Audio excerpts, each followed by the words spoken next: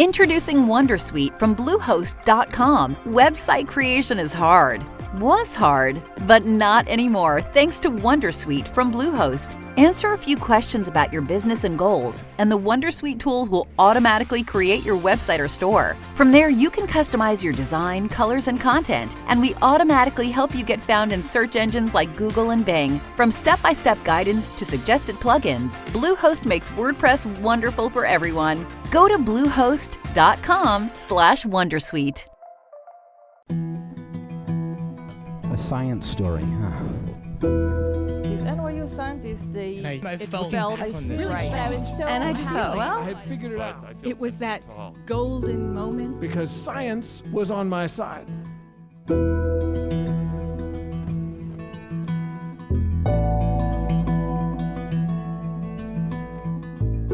Hey everyone, welcome to the Story Clutter, where true personal stories about science help us to discover how weird and wonderful it is to exist in this world and be a human.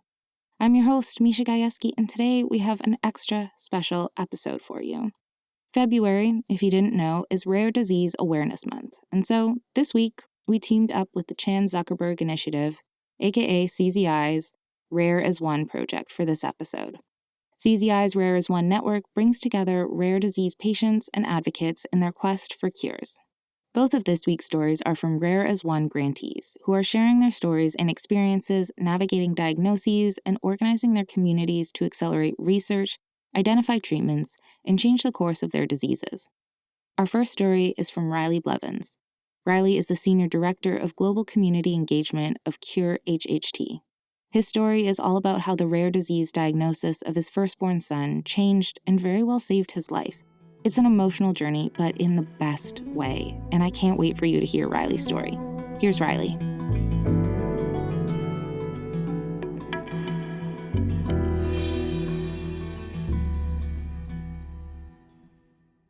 For some reason, I remember the time better than the exact date. It was mid-December 2021, and my wife, she had just shaken me awake. Still blurry-eyed and half asleep, I look over and I see these glowing red numbers coming from the alarm clock on the nightstand beside me. 4:55 a.m. I felt disoriented. You see, we were in this strange, dark, foreign-feeling, odd-smelling hotel room in downtown Cincinnati, which is about a 4-ish hour drive from our suburban Chicago home.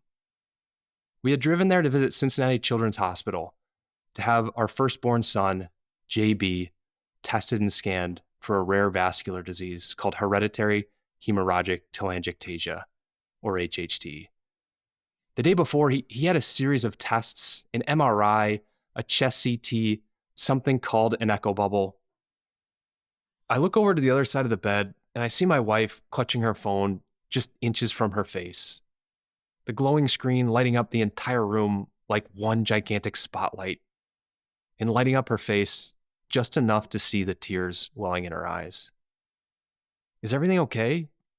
I asked, even though it felt like I already knew the answer.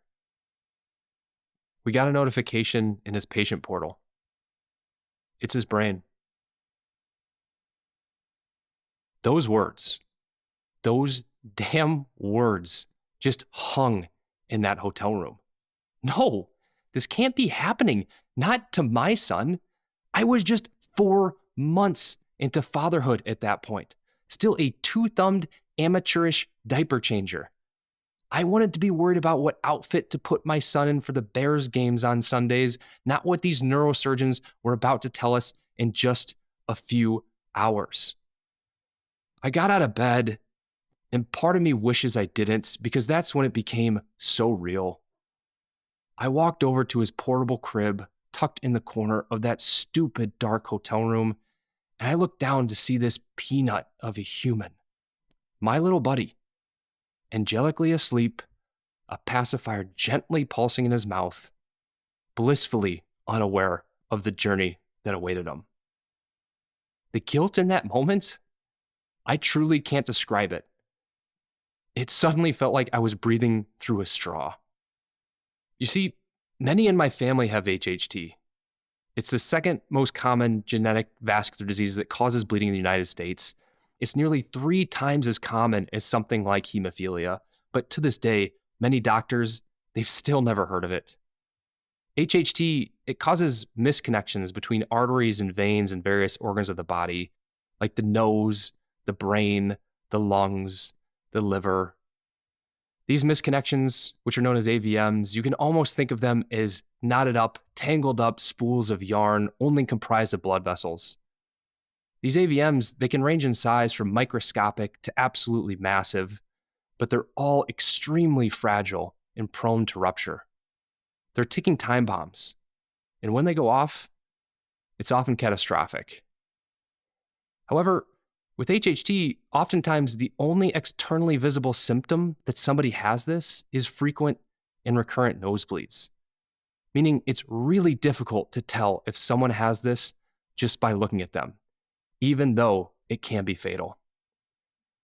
The guilt, again, the guilt I felt in that moment looking down at my son, it was all-consuming. You see, HHT, it's an autosomal dominant genetic disorder, meaning if one parent is a carrier, that means there's a 50% chance their kid will inherit the gene. My dad, my brother, my cousins, my aunts, they all have this disease. I myself have this. We all live fairly normal lives, though, I always thought. Sure, outside of having tissues crammed up our noses a lot, and I mean a lot, I myself, I probably have 3 to 5 nosebleeds on a given day. I mean, on my wedding day, I remember standing in front of a room filled with my family and friends and loved ones, and as my beautiful bride is walking down the aisle toward me, the thought going through my head, I really hope I don't get a nosebleed right now. HHT, it took my uncle's life, but that was before our family had a diagnosis and a plan to treat this. A tragedy like that would never, ever happen again. I was told over and over again growing up. And I believed them. I did. It's part of the reason why my wife and I made the decision to conceive naturally after several failed IVF transfers without help from insurance. I was blindsided looking at that MRI report on my wife's phone. You see, before we set off for that drive to Cincinnati, knowing my son having this was a possibility, we got several phone calls and texts from various members of the family, and the message, it was all the same. It's going to be fine. Our case is mild. We don't have this bad. Brain AVMs, they don't run in our family. I believe them. Again, I did. I'm embarrassed to say it, but I did, and I set off for that drive to Cincinnati virtually worry-free. Ignorance is bliss, they say, and they're right. Looking at that report on my wife's phone, my knees were shaking. Our appointment to review the results was at 8 a.m. later that same day, and the wait in that stupid hotel room, the minutes felt like hours. We paced. We cried. We screamed into pillows. We threw ourselves into becoming Google doctors, trying to figure out what words like nidus meant, and if 16 millimeters was big or small or scary or not. We entered moments of hope and phases of terror depending on what each new page or article said. When that appointment finally did arrive, an army of people entered this tiny, stale white room. Doctors, genetic counselor, social worker. There was this face on an iPad on wheels. Eventually, a neurosurgeon sat down at a computer in the corner of the room, wearing these heavy, dark brown work boots beneath his scrubs.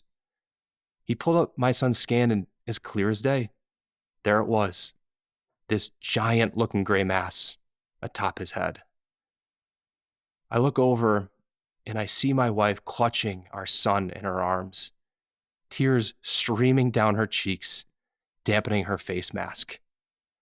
The guilt, again, the guilt I felt. This was my fault.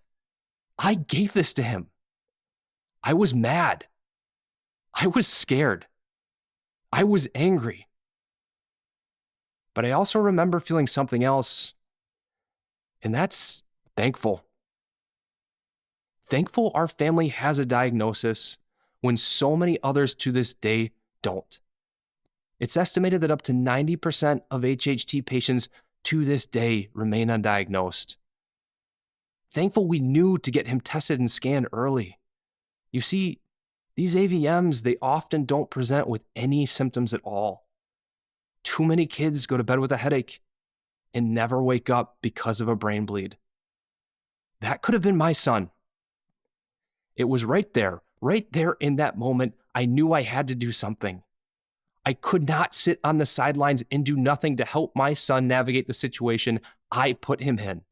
I wanted to help. I wanted to help him and help the thousands of other kids and families that had ever sat in a stale white room just like that one and received the news we had just received. But what? What could I do? I'm not a doctor. I'm not a scientist. I have a business degree. I work for a Fortune 500 beer company. Later that day, on the car ride back home from Cincinnati, my wife was on the Cure HHT website on her phone. "Hey, they have a job opening," she said. I wish I could tell you that it was a straightforward decision. Countless pros and cons lists were made. There were sleepless nights, many of those too. I cried over the decision. I did. Friends, family members, mentors, all called me crazy for even considering leaving my corporate job for something like this. You're letting your emotions get the best of you, I was told over and over again. But I felt this in my bones. I had to do this. So I went to work for Cure HHT. Eventually, as my son began treatments, we weren't getting the results we were hoping for. Marianne Clancy, the executive director at Cure HHT, eventually told us to get a second opinion. A few months later, we boarded a plane headed to Phoenix, Arizona, one day before my wife's first Mother's Day, no less, where my son would undergo an hours-long craniotomy to remove the AVM. Several long days in the PICU followed. Cords were coming out of every inch of his body, it felt like. He clawed and he clawed at his IVs and central lines so often that they had to stitch them in so he wouldn't rip them out. Eventually, as the months passed and our lives returned to normal, and as my son's scar began to fade beneath his hair, I wanted a new brain scan for myself. Just to be safe, despite doctors telling me 3 different times, in fact, that this wasn't needed. No, I was told. You already had a clear brain scan as an adult. The data tells us you never need one again. You're good. Stop worrying. But I insisted. Lo and behold, there I was, a year ago to the day, and I mean the exact same damn day, sitting in another stale white room, another doctor sitting in front of another computer screen, no work boots on this time, bringing up a scan, learning there was a spot on my MRI, a brain AVM. God, it was the worst kind of deja vu. Eventually, I flew out to San Francisco to visit UCSF to have a metal frame drilled into my skull, a wire run up my leg, into my heart, and into my brain, and have gamma knife surgery. A procedure where they blast the AVM with a highly concentrated beam of radiation to hopefully obliterate it over time. On the plane ride back home, my wife tapped me on my shoulder. I paused whatever movie I was watching and took out an earbud. She said, I always thought you were put on this earth to save that little boy of ours. Turns out, he was put here to save you. Thank you.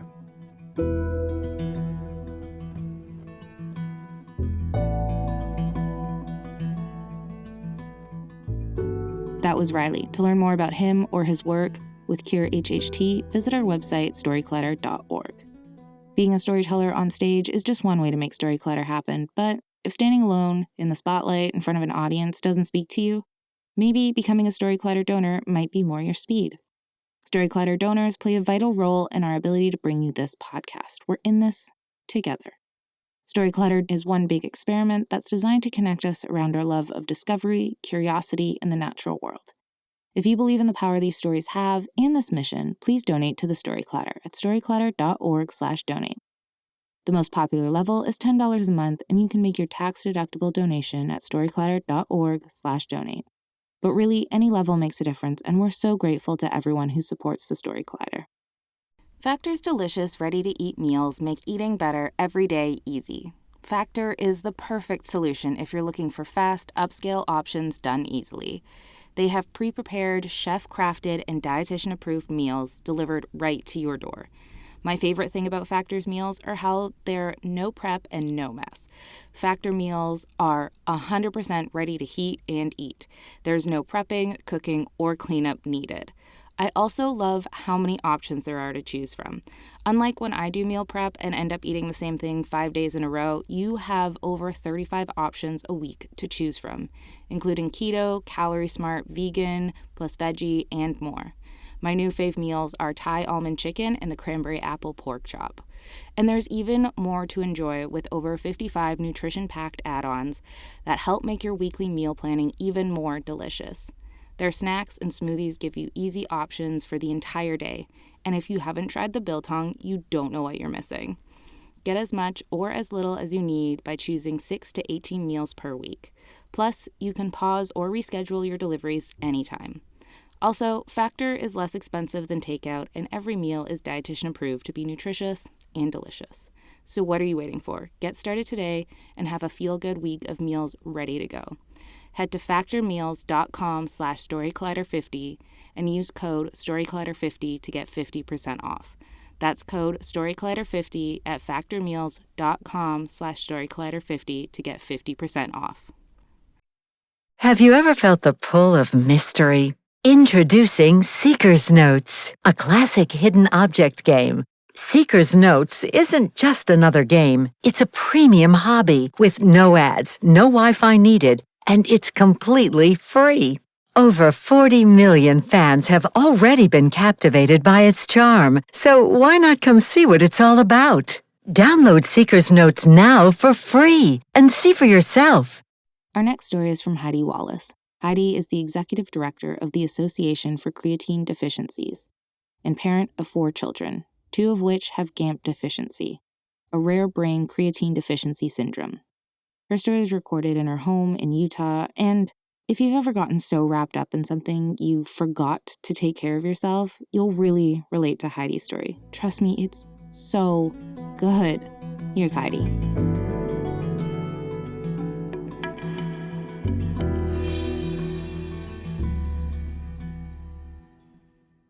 I'm the type of person that's stubborn. This means when life throws me a curveball, I don't admit anything's wrong. I put on my type A hat and I get to work on fixing the issue.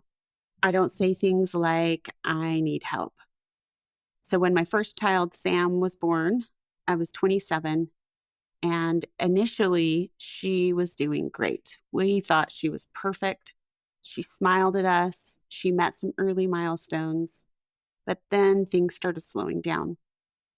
She did walk when she was 18 months, and her pediatrician said that was just in time.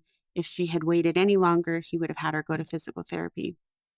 But as the next year and a half or so went on, Sam didn't make a lot of progress, and at 3, she wasn't talking. So the pediatrician sent us for a full workup, and by 1 point on the grading scale, she came back with an autism diagnosis. We didn't know what this meant. Sam hadn't shown any of the classical signs of autism, and she just seemed kind of locked inside of herself. So I put on my fix-it hat, and I found a developmental program to do with her at home, and we got to work. This program consisted of repeated activities throughout the day. Some of them as many as 50 times a day. So, for example, I was giving her deep pressure hugs 50 times a day. I was flashing picture cards, and she was nonverbal, but I was working with her to point to the right image. And this went on and on for about 2 years. During this time, when most moms were having play dates and making lifelong friends, and their children were playing with each other, that wasn't happening in our house.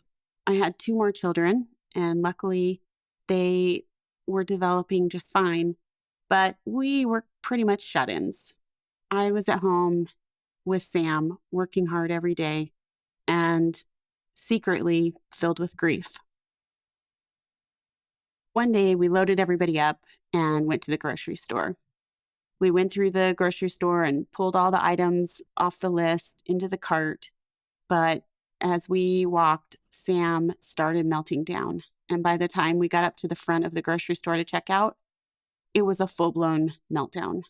Everyone in the store was staring at us. And even my 2 younger children, who were only 2 and 3 years old at that time, looked mortified. We loaded everybody into my arms, ran out the door, ditched the food, and jumped into the car, where I just cried for a few minutes. Once again, we needed to hide from society. So, doubling efforts again, as we worked with Sam, she started to have little eye rolls, and I was concerned. So I reached out to the developmental group, and they reassured me, it's okay. She's nonverbal. She has to think in images. Just give her a minute. But one day she climbed up onto a stool to get a cup out of the cupboard, and she fell. And I knew these eye rolls were more than just thinking. We got quickly in with a neurologist who did a scan of her brain and saw that she didn't have a normal amount of creatine. That got us into a geneticist, Dr. Longo, who did the final testing and gave us the news that Sam had GAMT deficiency. GAMT deficiency is pretty rare. It's a disorder where kids aren't able to make their own creatine. But the irony is that all they really need to overcome this when they're very young is over-the-counter creatine, the stuff that bodybuilders buy from health food stores. And so after all these years of trying so hard and doing everything I could and listening to all of the advice from well-meaning parents and pediatricians, we really could have prevented all of Sam's issues. We could have given her creatine, and nobody told me that. There was no testing for this preventable and treatable disorder. So when I found out she had GAMT, of course, I thought, well, great. There's something I can do about this. She doesn't have creatine in her brain, and we're going to give it to her. And I doubled down my efforts. I went ahead and mainstreamed her into school because she was starting kindergarten right after the diagnosis, and a continued program at the same time. She had some pretty good gains right after she started the creatine. She went from nonverbal to people understanding her speaking in a whole sentence. But she hit a ceiling, and eventually she reached about a first grade level of math and reading and continued to have issues with her speech. When Sam was 8, I had my 4th child, Louie, and we knew that we had this 1 in 4 genetic chance of Louie inheriting GAMT also. But we also knew that most likely he would be just fine if we found out at birth that he had GAMT, and he did.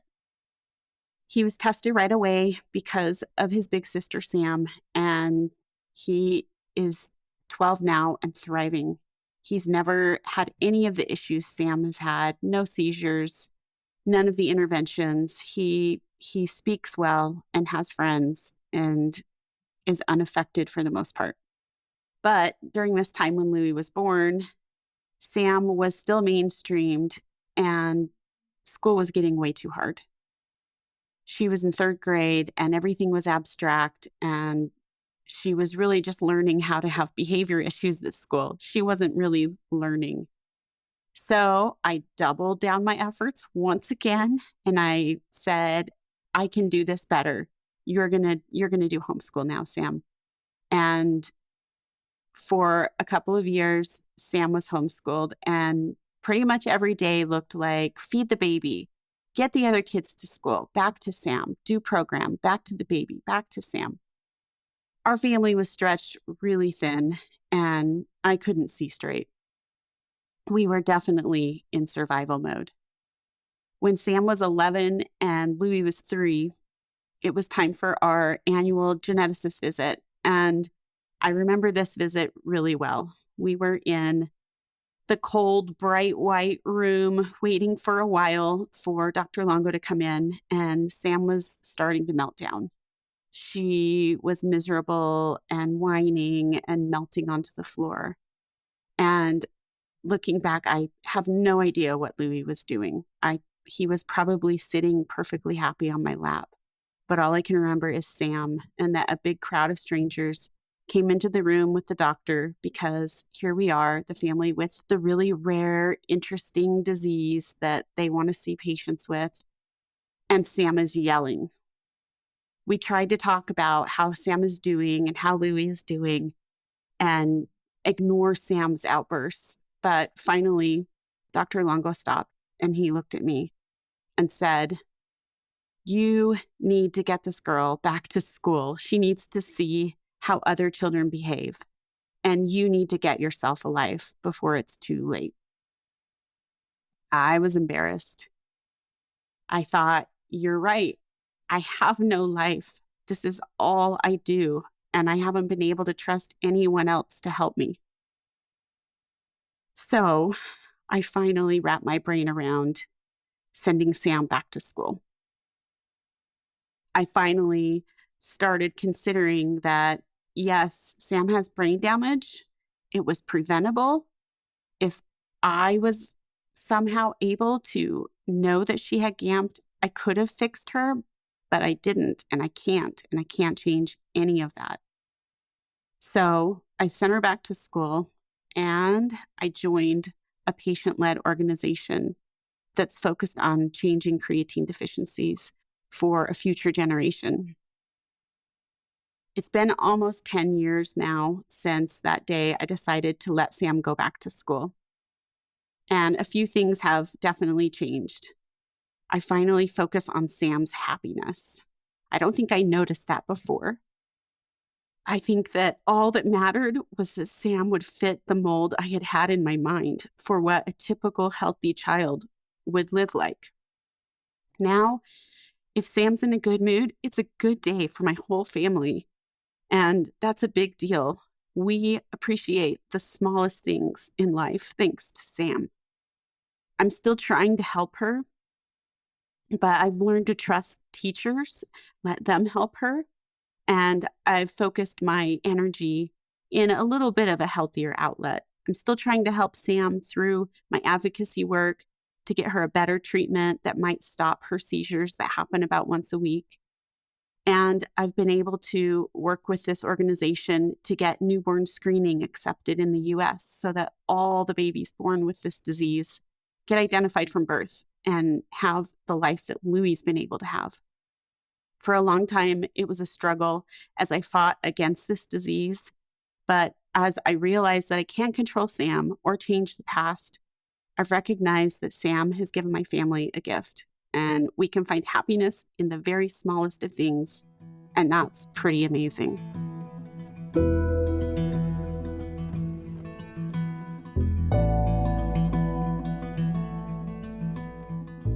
That was Heidi. Gosh, that story hits me right in the heart every time. If you'd like to learn more about Heidi or her work with the Association for Creatine Deficiencies, visit our website, storyclatter.org. Our website is just one way to connect with Storyclatter, but there are so many other ways, and we hope you'll use them all. You can always follow us on social media. We're on Twitter, Facebook, Instagram, and TikTok. Head to storyclatter.org to become a financial supporter, or if you want to come to one of our shows or want to start your own Storyclatter show in your community, you can learn all about that on our website too. This podcast is produced by me, Misha Gajewski, along with Nikisha Roberts-Washington, Jen Chen, and Aaron Barker, Executive Director and co-founder of the Storyclatter. The stories featured in today's episode were produced by Kayla Glynn and Richard Kemeny. Special thanks goes out to CZI's Rare as One initiative for sponsoring this episode, and the Story Clatter's board and staff, including Anne-Marie Lonsdale, Leslie Bernson, and Lindsay Cooper. Our theme music is by Ghost, and next week it's heating up on the Story Clatter podcast as our storytellers share stories of forest fires. You won't want to miss it. Until next time, thanks so much for listening.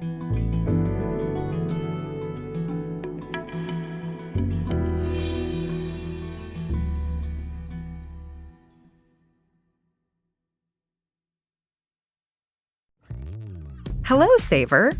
Whether you're saving for that trip to the tropics or saving for an emergency, now is the time to take advantage of Wells Fargo's savings options. Wells Fargo offers savings accounts that can help you save towards your goals. So, what are you saving for? Visit a Wells Fargo branch or wellsfargo.com/save to open a savings account today. Wells Fargo Bank, N.A., member FDIC.